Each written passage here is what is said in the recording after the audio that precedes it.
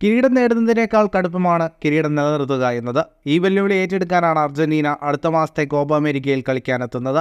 16 ടീമുകൾ പങ്കെടുക്കുന്ന കോപ്പയ്ക്കുള്ള അർജന്റീൻ ടീമിനെ കോച്ച് ലയണൽ സ്കലോണി കഴിഞ്ഞ ദിവസം പ്രഖ്യാപിച്ചിരുന്നു. പോളോ ഡിബാലോ ഒഴികെയുള്ള പ്രധാന താരങ്ങളെല്ലാം അർജന്റീൻ ടീമിൽ ഇടം പിടിച്ചിട്ടുണ്ട്. നിലവിൽ 29 താരങ്ങളുടെ സ്ക്വാഡാണ് പ്രഖ്യാപിച്ചതെങ്കിലും 3 താരങ്ങൾക്ക് ടീമിലെ സ്ഥാനം നഷ്ടമാവും. ലയണൽ മെസ്സി നയിക്കുന്ന അർജന്റീന കോപ്പ അമേരിക്കയ്ക്കുള്ള പദ്ധതികളെല്ലാം തയ്യാറാക്കി കഴിഞ്ഞുവെന്ന് TIC സ്പോർട്സ് റിപ്പോർട്ട് ചെയ്യുന്നു. ഇതനുസരിച്ച് ജൂൺ 3-നാണ് അർജന്റീനയുടെ ഒരുക്കങ്ങൾ തുടങ്ങുക. ഇന്റർ മയാമിയുടെ മൈതാനത്താണ് അർജന്റീനയുടെ പരിശീലനം.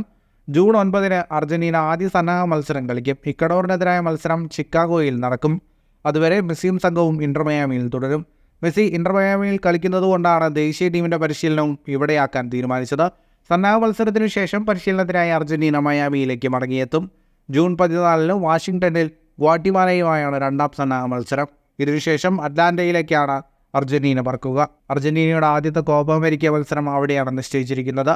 21-ന് കാനഡയാണ് എതിരാളികൾ. 26-ന് ചിലിയെയും ജൂൺ 30-ന് പെറുവിനെയും അർജന്റീന നേരിടും. ഇതുവരെയുള്ള ഷെഡ്യൂളുകളാണ് ഇപ്പോൾ അർജന്റീന പ്ലാൻ ചെയ്തിരിക്കുന്നതെന്ന് TIC ലേഖകൻ ഗാസ്റ്റൺ അഡ്യൂൾ റിപ്പോർട്ട് ചെയ്യുന്നു. ഫുട്ബോൾ ലോകത്തെ കൂടുതൽ വാർത്തകൾക്കും വിശേഷങ്ങൾക്കുമായി സ്പോർട്സ് കഫേ ഇപ്പോൾ തന്നെ സബ്സ്ക്രൈബ് ചെയ്യുക.